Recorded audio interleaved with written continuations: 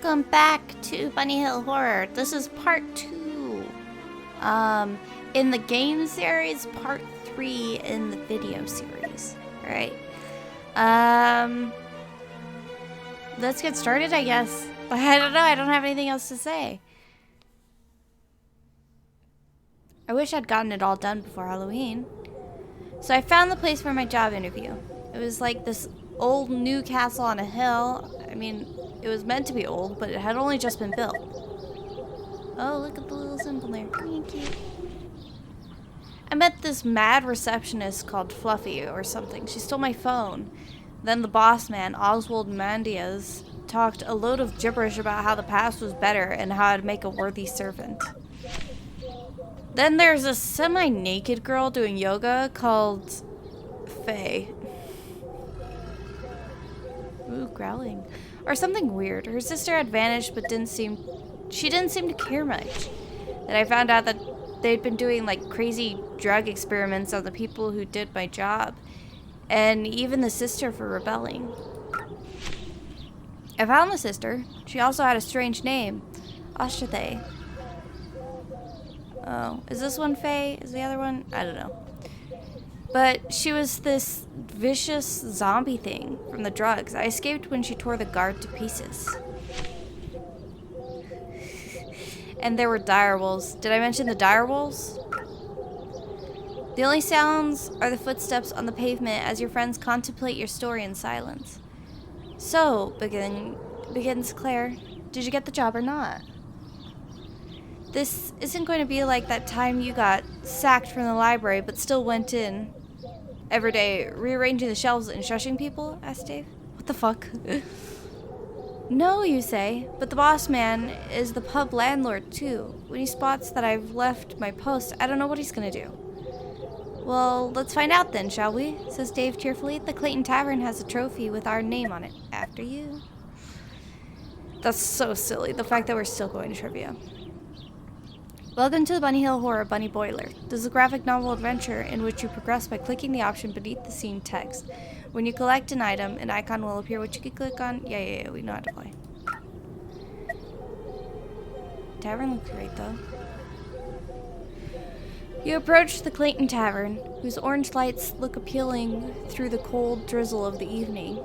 The sight of a rough and serious-looking man in the doorway is enough for your friends to slow down, leaving you in front to take charge. To your left is a nearly empty car park. Sorry, my husband has a Siri turn too. I think she's Irish. But she always says, like, turn into the car park. Serving several shops, but this area of the suburbs holds no other attractions. Let's go home. What's the point, you say with a sigh as you turn away? We never win these quizzes. I'm off home for a nice bath and some telly. Your plans to depart are hindered as Dave holds your arm in a surprisingly strong grip. That's very funny, he says, but I didn't spend 5 hours last night memorizing all the English monarchs for you to run off. Did you? Asked Claire. Who was on the throne in 1700? Dave stares into space for some time, swears, then mumbles something about the wrong thinking environment. Oh my god. Fair. Yeah, I didn't think we were gonna get to go home, but had to try. You walk to the small group of shops, which includes a dry cleaners, a pharmacy, and a pile of rags, which seems to have been dumped outside. Claire taps your shoulder and points to a hedgerow, which completely cuts off the car park from the road. Hedgerow. You go over to the hedgerow to see what's aroused Claire's curiosity. What on earth, she says? Why would you plant bushes full of holly and thorns to cut off the shops from everywhere? The earth's fresh. This is new. To keep undesirables out? Suggests Dave. Like, I don't know. Customers? I reckon you could squeeze through somehow. Ah. Try to squeeze through. You accept Dave's challenge and find a spot where the growth isn't too thick and squeeze through the 6-foot-tall shredder with only moderate cuts and... Yak! A sharp pain jolts you back onto the concrete. An electric fence hid inside, says Dave. That's clever. You get up off the floor and vow Dave will suffer for this. Let's go to this. Uh-oh. You walk up to the shops to hear Claire gasp and raise a warning arm in front of you. The pile of rags rearranges itself and grows till you notice a woman's head looking at you in an unfocused way. She looks neither disheveled enough to be a tramp, but has not the dirty, sour smell of a drunk. But something's not right. A change comes over her. Her mouth forms a snarl. She crouches as if ready to spring, and her eyes lock onto yours. Right away. Your decision turns out not to matter in the slightest, as two staccato explosions come close to deafening you. Big Mad Rob strides toward you, holding a revolver. Sorry about that, he chuckles. Must have been a bit of a shock. A snarl makes you realize this isn't over yet, but a third shot finishes off the woman. These tramps are a real problem, he says, examining the body. 1 minute, they're after a loose change. The next, they're going for your throat. He laughs uproariously and then hands you something. Looks like you can do the quiz after all. Just take this cow's invite. Shame to let it go to waste. Well then. Thanks, I guess. Examine body. Doesn't look much like a homeless woman to me, says Dave. If she was just this tramp, why'd she get an invite to the quiz, asks Claire. She's even got a name badge. Sorry. Had to yawn. A Mercia coat name badge. She was Gemma Flowers. Big Mad Rob walks slowly towards you. He hasn't put his gun away. Why not just go inside, he advises. It could be a lucky to cause trouble and not do what you're told. You step back as the blood pools closer to your feet. Alright, let's go to the pub. The pub hasn't yet filled up, and there's plenty of space for Dave and Claire to gratefully crash into a comfy sofa. Whose round is it? Asks Dave. Yours, replies Claire. Can anyone else get it? Says Dave, looking toward the bar. Why? Claire follows his gaze to a young barmaid wearing a flimsy corset. Aw, it's 'cause you're shy. Wow, I might have to go myself later. I could go to the staff room? I stay for money. I'll go, you volunteer. Besides, I know her. She's called... Oh. Yeah. She's called Elf, but I need some money. Dave reluctantly checks his wallet and hands you a banknote, which you examine with some disbelief. This is 50 rubles. Don't worry, he replies. They never check these things. It just needs to feel right. Oh, it's the wrong currency. I get it. Nah. Ha ha ha. Ha ha. It's a little slow, huh? Let's go to the games room. You spot the castle caretaker, Len, by himself in the games room, listlessly rolling some pool balls across the table. None enter the pockets.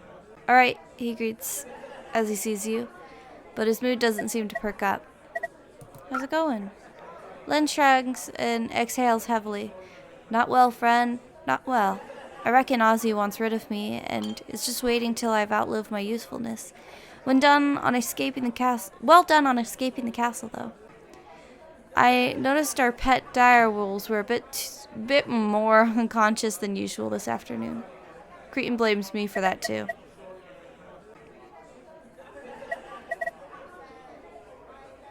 Well, good. Go. Not that simple. Lynn's expression becomes grim. Ozzy needs soldiers, since the only guns he has are museum pieces that jam half the time. This means pumping people full of drugs until they're vicious, mindless killers. He did that with his own daughter, Faye, and he's just done that with a spy they caught. I'm guessing that explains the gunshots I heard. And he'll do that with you, you guess? Lynn nods. And if you don't play your cards right. And you, if you don't play your cards right. Can you help us with the quiz? Yeah, sure. The thing about the quiz is that all the questions and answers are made up. But I've seen enough to know how it all works. Lem pauses, looks away, and scratches his neck. Yes, you prompt? Really, sorry about this, but can I ask a favor? As well as the zombie drug, Drank? Whatever. They manufacture something they call Mudagal in the pharmacy. I'm on their blacklist now, but could you get me some? It's just, I'm under a lot of stress right now. Why not go? Oh, okay. loops back to that. Okay. Look around. The Clayton Tavern's games room, which consists of a pool table and dartboard, a gap. Oh, I got a dart. Okay. A gap in the wall opens to the bar, but no staff are visible. There's an emergency fire exit with a sign reading no longer operational for security reasons. With no one around to stop you, you help yourself to a few darts, reasoning that any sharp items may well be useful. Okay. Return to lounge. Let's go to the staff room. You find yourself alone in a messy staff room with documents, litter, and even blankets lying around. Elf, says a blanket, which lifts slightly to reveal the eyes of Oswald Mandius. Why are you here, sir? Ew, it sounds juicy. Oh, it's you. I believe your orders were to stay in the castle. Leonard let you out, I suppose. This is the last straw for him as far as I'm concerned. You decide to keep quiet rather than explain how you actually escaped. Sorry. It's earlier in the morning. I'm trying to wake up earlier in the day and get started on things earlier, so... I hope you like the sound of my yawns, because they're probably going to happen a lot.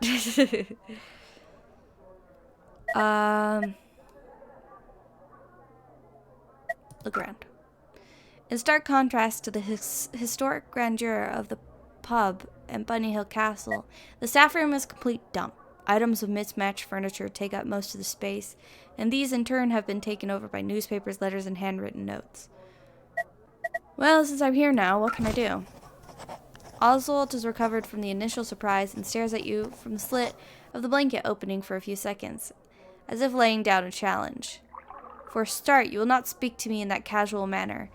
We will say no more than your disobedience of late, but you have a long way to prove yourself a worthy Mercian subject.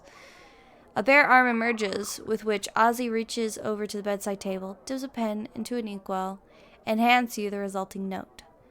First of all, I require you to fetch my attire from the dry cleaners. Show this to Robert at the door, but remember, as a servant on duty, you are to go no further than the shops.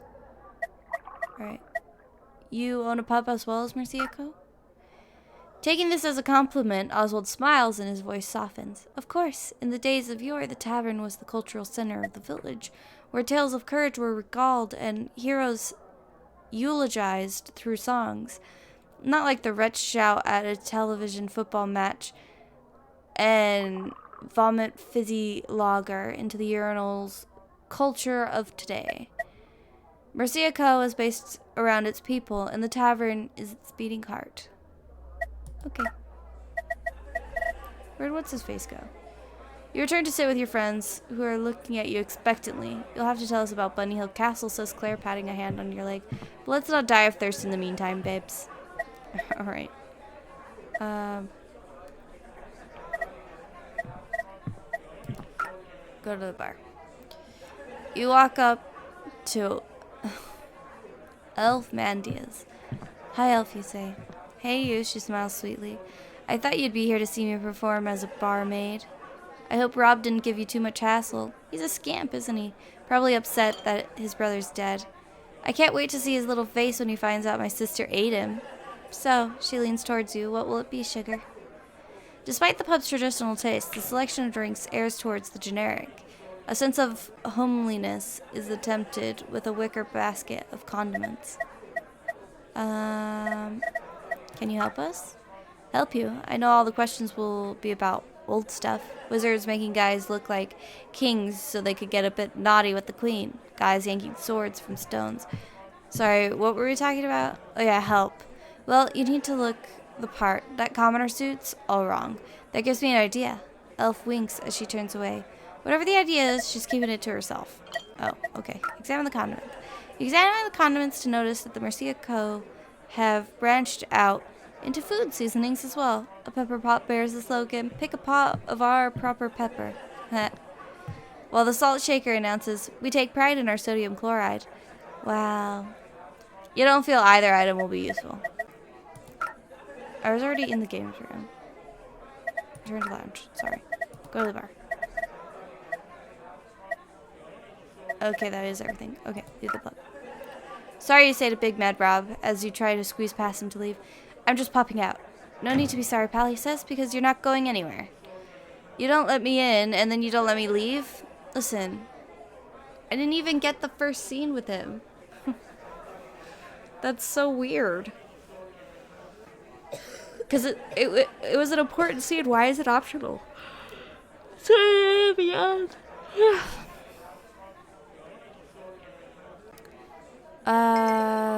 That doesn't make sense. I've reloaded my revolver. I don't need to make sense. Jokes aside, it's bad manners to accept an invitation and then run off. And Mr. Mandias really hates bad manners. Just ask our friend in the car park. Car park. Rob checks the note and checks it again, all the while keeping one very suspicious eye on you. Alright then, he says, but I'll be watching closely. If you're thinking about running off, think about whether you can outrun a bullet first. Okay. You're in the cold, wet car park. Car park. It doesn't even sound like it could be said in American English. But feeling a sense of serenity, little traffic is passing through the road beyond the bordering hedge. But the lights are on in nearby houses. The flickering of curtains tells you that Rob isn't the only one taking an interest in you. The only other lights belong to the Clayton Tavern, the pharmacy, and a first-floor window above the dry cleaners. Let's go to the pharmacy. It's you. The words are hissed rather than spoken by your favorite receptionist. Oh, goody. Daisy Fluffington. She sits behind a table consisting of syringes, vividly colored vials, and a tub of lollipops. I'll bet Lent sent you out, didn't he? You notice posters on the walls and a brand new book in a waste paper bin. A doorway is marked dispensary. You're a nurse now? No, I'm not just some bedpan emptying bimbo. I'm the lead pharmaceutical consulting administrator. What does that mean, you ask? Well, the first thing it means is that you'd better watch your step. If you don't return to your lowly duties in the castle immediately, it will go very hard with you. What are you doing? What am I doing? Who are you to ask? Daisy spends a few seconds composing herself, and a smile that doesn't quite reach her eyes appears. I'm helping people. You have heard reports of troubled folk using the new drugs and becoming aggressive or catatonic. These could be ingested by accident, from touching contaminated surfaces, or by breathing in dust from the tabs. I'm offering employees shots of Tyria, which gives resistance against those events. Would you like one? You've been such a great help. It's what you deserve, and it comes with a lolly. Daisy's smile can no longer be any wider without some kind of surgery. I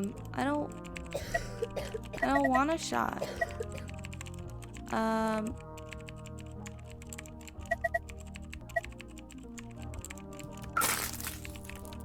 That scared me. I'd love a lollipop. Daisy fixes you with a look of horror as if you suggested she join you in the disabled toilet for 10 minutes. No, these are my lollipops.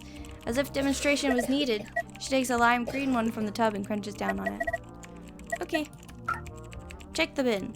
The brightly colored book dumped in the bin is entitled My First Chemistry Book, and it's recommended for primary school children. There's a note attached to the front which reads, My dear friend Daisy, you're a nurse now, very enchanting. I think you English with your strange funny humor. What? It is the joke, no? You're my assistant. Very mirthful. I do bestow the book to you, help you. Is my joke a funny also?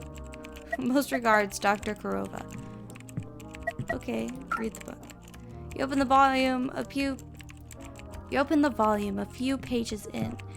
Have a look around your classroom or playground. You'll see some children are best friends and like to be together. Some do not play well with each other. These are called reactions. It's the same for elements. Some elements do not mix with each other. Others form tight bonds. These bonded elements are called compounds. Here are some examples. Water, it's hydrogen, 2 parts oxygen. Baking soda, sodium, hydrogen, carbonate. Aha, hydrogen chloride. Yeah, it's definitely telling us how to do it. Let's check the posters. Oh my god. The poster advises you to stay indoors, save lives, like yours, and appears to have been designed by someone who just discovered word art. The sentiment Merciaco cares is illustrated by the sinister figure of Oswald Mandius offering a rose. That's so weird. Let's go to the dispensary. Jeez. Okay. You enter the dispensary to see several pharmacists at work, and the back of a woman with surgical gloves who responds to your footsteps with some irritation. I again read the Thoris for you. But... what? But can't give you the new reply. Nothing. Zilch. Diddy. Squat. We have no new Tyrie. Production is toilsome. One vial from Mandia's family is only we have. Oh, okay. The accent sounds European, but you have no idea where exactly. Talk to the woman. Unsure how to proceed, you cough and the woman turns around. Oh, you're not Daisy. That brings me much vivacity. You're a new researcher, yes? I am Dr. Kurova. It is the pleasure to acquaint you. Ask about Medugal. Medugal, did Leonard ask you? That very cheeky man, but I say yes. Is source of neurological fascination how correct adherence to serotonin receptors do alter cognitive perception, yes? Yes, you say, wondering how a woman who sounds like she swallowed a dictionary can have so little grasp on basic sentence structure. Take it. I am Mrs. Rude. Would you try some also? Except, be cautioned, there's a famous rock and roll star who ingests Medugal. He now thinks he a glass of lemonade. He converses but remarks, like, be careful, you might spill me. He knows not that lemonade can't talk. It's most perplexing. Sure, I'll try some. She's got a banana. 'Twas brillig, and the slithy toes did gear and gimble in the wave. All mimsy were the burrow groves, and the mome rafts outgrave. Beware the jabberwock, my son, the jaws that bite, the claws that catch. Beware the jub-jub bird, and the shun, the primrose's bandersnatch.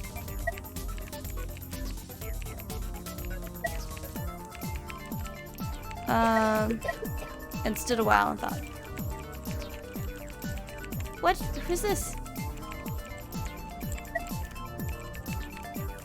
And as in uffish thought he stood, the jabberwock with his eyes aflame came whiffing through the tulgey wood and burbled as it came. 1, 2, 1, 2, and through the vorpal blade went snicker snack. He left it dead with its head. He went galumphing back. Hast thou slain the jabberwock? 'Twas brillig in the slithy toes. Okay. Reality starts to seep back and you realize you're in the car park spinning and swaying. You fall to the ground and the strange images that seem so clear fall away. Okay. Interesting. Let's go to the dry cleaners and then we'll head back to the pharmacy. You try the dry cleaners but it's locked. Hearing noises from above, you realize that a door next to the entrance is open and leads to a narrow flight of stairs. Go upstairs. You climb the creaky stairs and barely have time to take in the cramped office space when you find your hand being vigorously pummeled and a face far too close to yours. Hi there, comrade-in-arms, haha. I'd bet cash to gash that you'll be the new research assistant. Pleasure to meet you. My handle's Tezza, and any friend of Tezza's is a friend. Okay. Sorry about that. Is a friend of mine, haha. Once you can wrestle your hand free, you examine the office to see 3 other desks, one of which is as vacant and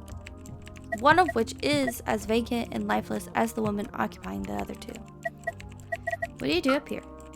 Bean counting, mon compagne, baked beans, kidney beans, limas, all there. Sorry, I don't have sprouts and danglers, do I? That's what happens when you're almost off a 12-hour shift and pub quiz is coming up. You better be there to see our triumphant victory. I'll be the one up front, shouting out the answers and embarrassing my teammates.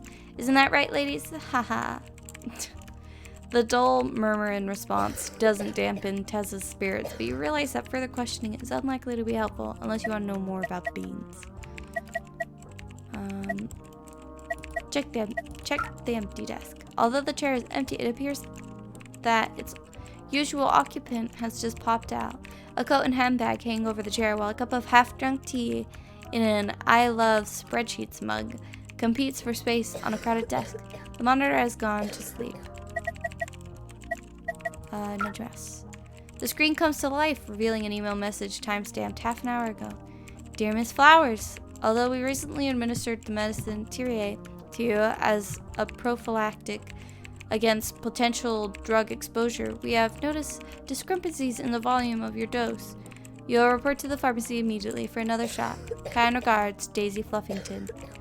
Senior Secretary to His Lordship Mercia, Lead Pharmaceutical Consulting Administrator. Careful there, haha, says Tesla, who's appeared right behind you and puts an arm around your shoulders to steer you away. You don't know what you might find in these emails. We're a crazy lot. Could be personal. When the cat's away and all that, haha. Haha. You echo as he shuts down the computer and looks for an uncomfortably long time at the mug of tea, which is going cold. Look at Tesla's screen. The computer's background features a cartoon sheep wearing a mortarboard and declaring, "Your best teacher is your last mistake." Okay. A window's open, which contains the text, "Nonsense." Tessa quickly minimizes this to reveal a movie of two extremely friendly blonde ladies, which he also hastily removes. Despite your intrigue, you feel that remembering the cryptic message will be a huge waste of time. Thanks. Oh, shoot.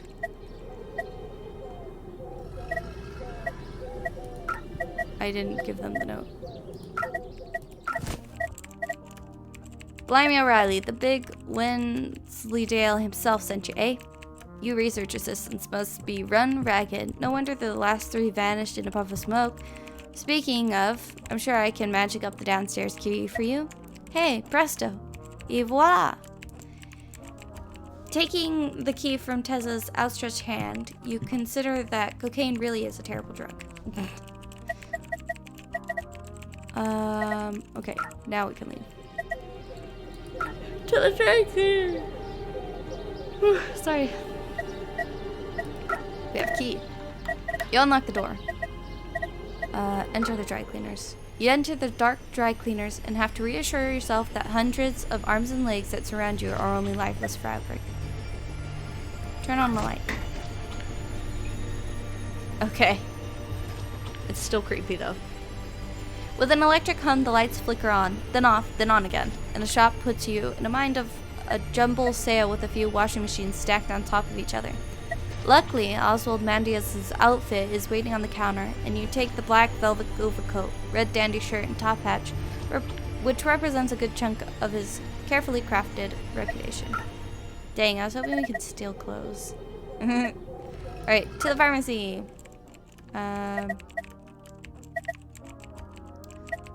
Let's go to the dispensary. Examine scrap of paper. You pick up the paper and unravel it. Dear Dr. Kurova, you have only been in this team for a month, and it regrets me to inform you that I am already concerned about your disrespectful jokes and unprofessional attitude. Rest assured, as your superior, I have escalated this matter to Sire Mandius, who sets great stock by my opinion. You're not as essential to this operation as you appear to think you are, so please comport yourself in a more appropriate manner in the future. Daisy. Daisy! Examine poster. The poster is a colorful mind map style headed the Mercia Drugs family, apparently designed for the staff. It reads, sleep drink. Causes catatonia. Subject score less than 8 on Glasgow Coma Scale. Good response to Tyrie. Nothing else effective. Fendrink. Warrior drink. Oh. Causes excess strength and aggression. Subjects uncontrollable and indiscriminate in ultra-violence. Good response to Tyrie, nothing else. Mendigal. Hallucinogenic. Addictive. 80% of Mercia Co. income, but political protection is not the infinite. Tyrie. Prophylactic and antidote. Production is priority number 1. Manufacture most intensive and unstable, so take care. Ask about Mendigal. Your choice of medical, yes. My pleasure is to observe, but nothing new to extrapolate. Minimal risk, not like Daisy. Daisy gets her drugs disarranged. Wrong drug, death. Right, don't take drugs from Daisy. Got it. Go to safe. The safe is locked and requires a 4-digit combination to open. So, no, you correct yourself. A 4-letter combination. Neither Dr. Kurova nor the other pharmacists seem to care that you're examining the safe, but that doesn't help you with the code. Curiously, a sachet of salt is taped to the top. What? Give up. Let's see here. Let's leave.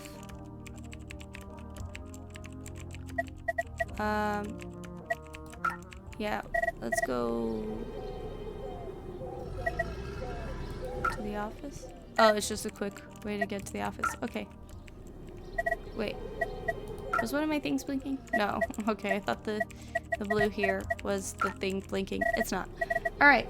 So, I need water. Firstly.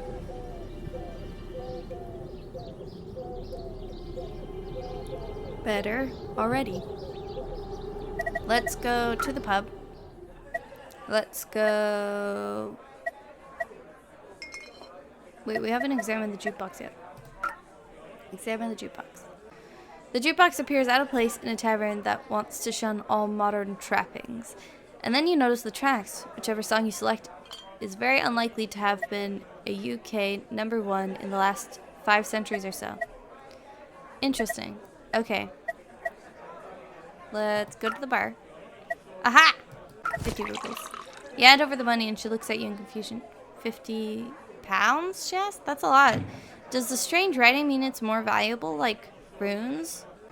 Don't look at me like that. Daddy doesn't let me out of the castle often. Says mixing with the serfs isn't what a lady does. I'll expect you'll let me keep the change. Most of our patrons tip me very generously. She pours you 3 drinks, spilling most of them into the dip tray. Okay, have the condiments now? No. Alright, go to friends. You return to sit with your friends, who are looking at you expectantly. Oh, right, beers. Finally, says Dave, taking his pint of stout. Are we all set? Is she okay? Asks Claire, who sips her neon cocktail and suddenly nods in Elf's direction. Kind of, you say. She helped me escape the castle, but she also knew her sister was in the cells. Cells, says Dave. What kind of hellish place did you drag us to? What? You decide that pointing out that Dave did all the dragging would be a waste of breath. Yeah, Dave.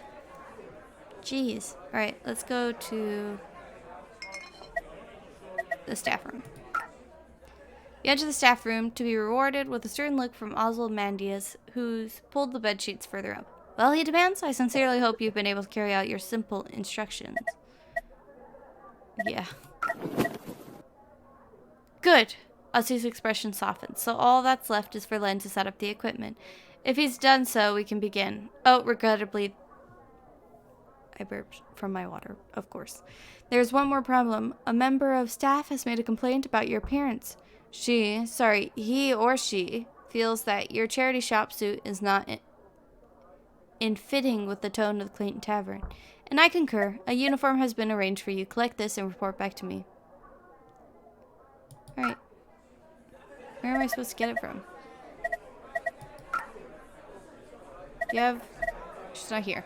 The bar is now unattended, and patrons have taken it upon themselves to make it self-service, pouring their own drinks and leaving money on the counter. If any miss having Elf to serve them, they can at least console themselves with the fact that most of their drink is no longer going straight into the dip tray.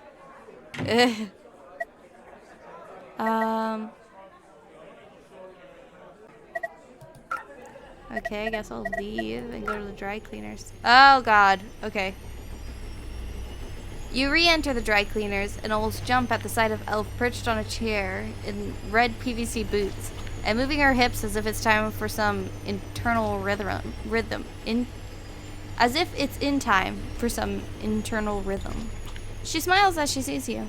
Thought Daddy would send you my way. The uniform was my idea. What are you doing here?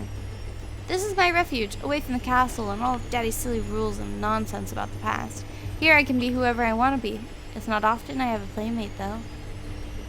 Whose clothes are you wearing? I often wonder, all those serfs out there with lives that I know nothing about.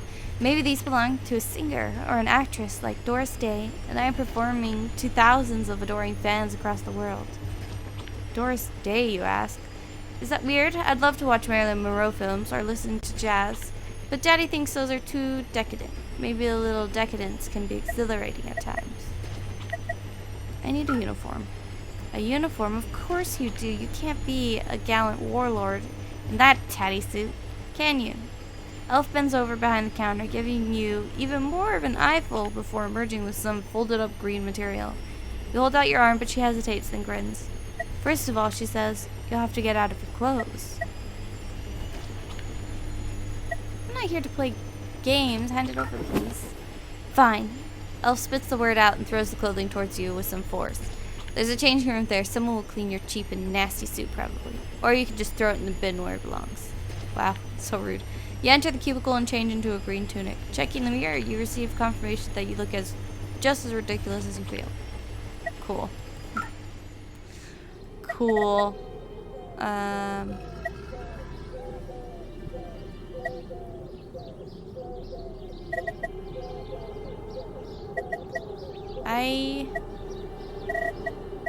Oh, I didn't even realize that I got the Mendigal.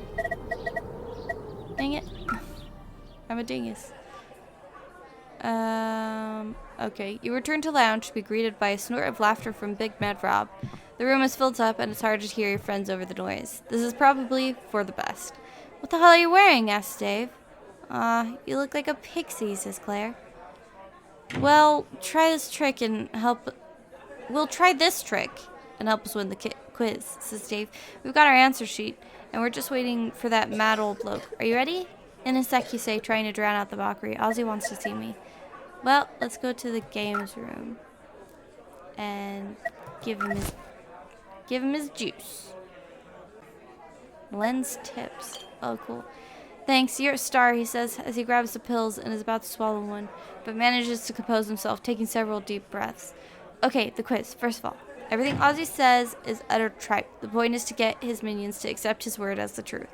It's how cults work, and it gives marks to whoever's in his good books. There are 3 other teams: pharmacy, finance, and security. Here, I'll write that down for you.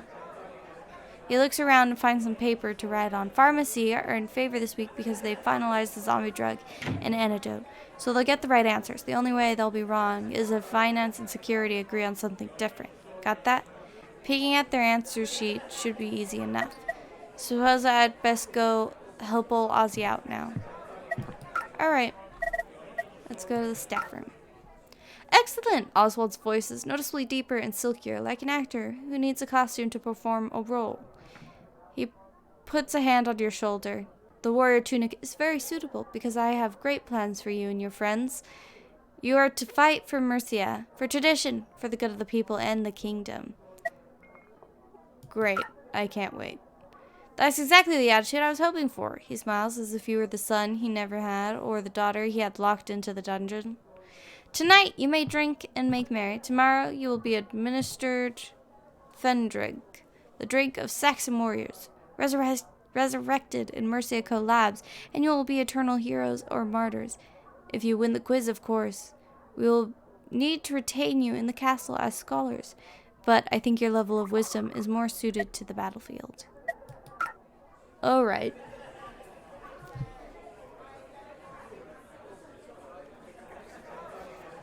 Okay, good. Your friends look up in expectation. Are we good to go? Asks Dave. Looks like it, says Claire, pointing to the opening staff room door. Wow, is that your boss? He looks impressive in an unhinged sort of way. What do we win anyway? Asks Dave. You hesitate. I'll tell you later. Sit down.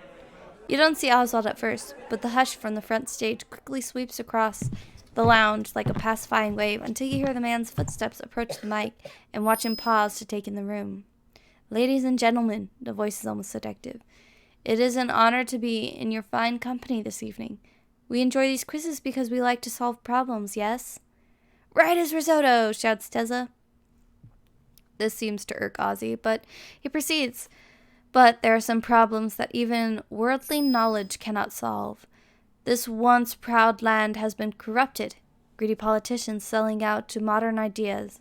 His voice is getting louder. Satellites spewing endless Yankee shit into our homes. Swarms from Bongo land looting our culture. Drugged out zombies, shaming our city centers, and giving lie to the promises of the modern world.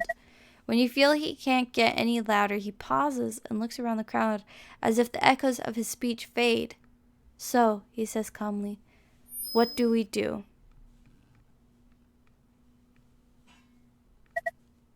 Yes, what do we do? Ozzy looks directly at you. Well, he says, I'll enlighten you. On this very land, there once stood a proud and noble country. A country where the ideals of chivalry, nobility, and reason triumph, a country called Mercia. Ladies and gentlemen, by tomorrow Mercia will be resurrected, and I stand humbly before you as your new king. Our subjects have developed a shield to those drugs, and to those drugs the modern world depend on. Jeez Louise. I suck at reading. I say, if they love decadence so much, then let's overwhelm them with drugs and rub their faces into their own sickness. When the modern world comes begging for an antidote, I will lay down my demands, and they will find out it is an antidote to the modern world itself. Now let's begin the quiz. Turn back to friends. Alright, just before the quiz starts, I'm going to end the episode, because also my voice is getting really tired. Anyway, I think that was pretty good. I don't know if this game is about the same length as the other game, but we'll find out together. Sorry, I'm like stretching. I couldn't wait 3 more seconds until I ended the episode to stretch, I guess. Anyway, thank you all for coming out and playing with me. I had a ton of fun. I hope you did too. Make sure to stretch, drink some water, take care of yourselves, and I'll see you all in the next one, alright? Bye-bye!